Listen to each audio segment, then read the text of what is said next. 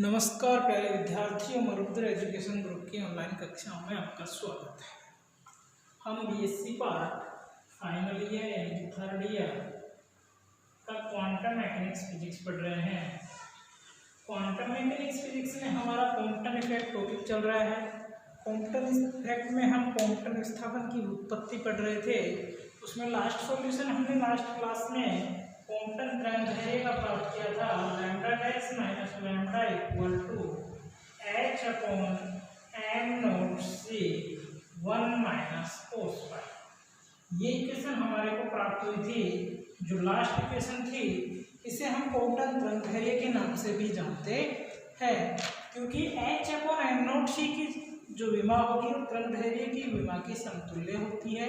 इसलिए इस नियतांक को लैम्डा नॉट यानी कि क्वांटम तरंगदैर्घ्य भी कहते हैं। इसलिए जो क्वांटम तरंगदैर्घ्य होगी, क्वांटम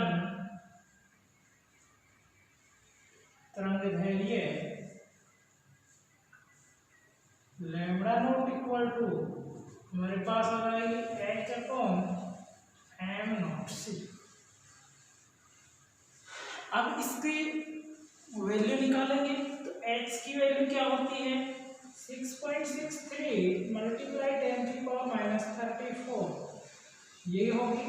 m नोट की होती है 9.1 गुना 10⁻⁻31, c की होती है 3 मल्टीप्लाई 10⁻8 और इसका जो सॉल्यूशन होगा वो होता है 0.0242 एंगस्ट्रॉम।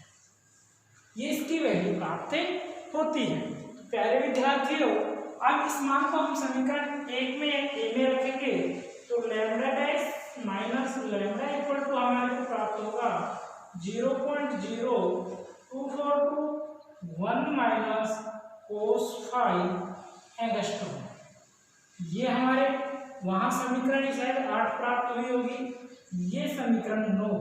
ठीक है, अब इस समीकरण से हम फॉरवर्ड बैकवर्ड स्कैटरिंग प्राप्त करेंगे, यानी कि अगर प्रकीर्णन की स्थिति पहली होगी फॉरवर्ड स्कैटरिंग, अगर प्रकीर्णन की स्थिति में, अगर प्रकीर्णन की स्थिति में, अब अगर प्रकीर्णन की स्थिति में फाई इक्वल टू तो क्या होगा 0। जब फाई इक्वल टू 0 होगा तो कोस 0 का मान क्या होता है 1। तो कोस फाई यहाँ हमारे को क्या प्राप्त होगी 1 प्राप्त होगी। तो 1 प्राप्त होगी तो इस समीकरण में ये मान रखेंगे तो हमारे पास प्राप्त होगी lambda dash minus lambda equal to 0.0242 1 minus 1 angstrom. 1 minus 1 0 होगी, 0 के साथ मल्टीप्लाई करेंगे तो 0 प्राप्त होगा। तो lambda minus lambda dash equal to 0 और लैम्डा डैश इक्वल टू क्या प्राप्त होगा, लैम्डा प्राप्त होगा। ये हमारे को इसका मान प्राप्त होता है अगर प्रकीर्णन की स्थिति। अर्थात हम कह सकते हैं कि आपाती एक्स किरण की दिशा में क्वांटम प्रकीर्णन नहीं होता है। फॉरवर्ड प्रकीर्णन यानी कि आपाती एक्स किरण की दिशा में क्वांटम प्रकीर्णन नहीं होता है। तो क्या लिखेंगे, आपाती एक्स किरण की दिशा में, आपाती एक्स किरण की दिशा में क्वांटम प्रकीर्णन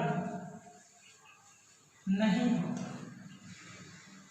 नहीं होता है। अब हम यहाँ से सेकेंड कंडीशन लेंगे। सेकेंड कंडीशन यह है कि आपाती एक्स किरण के लंबवत दिशा में, आपाती एक्स किरण के, आपाती एक्स किरण के लंबवत दिशा में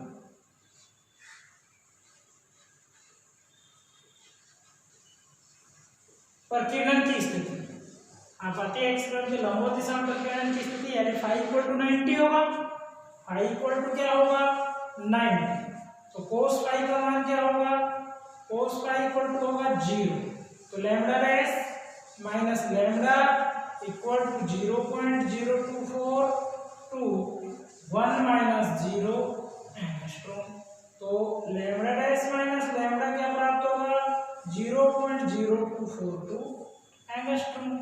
यानी कि हम कहेंगे कि इस स्थिति में क्वांटम विस्थापन तरंग दैर्ध्य के बराबर। इस स्थिति में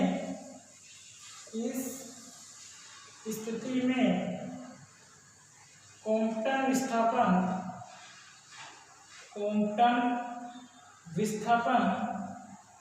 क्वांटम तरंग दैर्ध्य के बराबर होता है। क्वांटम तरंग दैर्ध्य के बराबर होता है।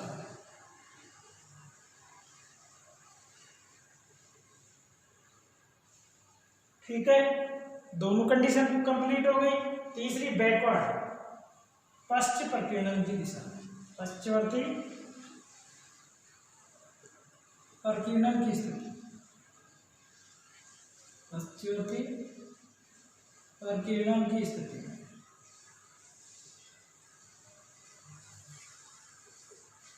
पश्चवर्ती प्रकीर्णन की स्थिति में फाई क्या होगा? फाई इक्वल टू होगा 180 होगा तो cos फाई होगा -1। These value put in equation, तो lambda dash minus lambda equal to 0.0242 1 -1 angstrom. तो ये क्या हो जाएगा? Lambda dash minus lambda equal to 0.0484 angstrom. यानी कि हम कह सकते हैं कि इस स्थिति में अधिकतम क्वांटम विस्थापन होता है। इस स्थिति में अधिकतम क्वांटम विस्थापन होता है। इस स्थिति में क्या होता है? इस स्थिति में अधिकतम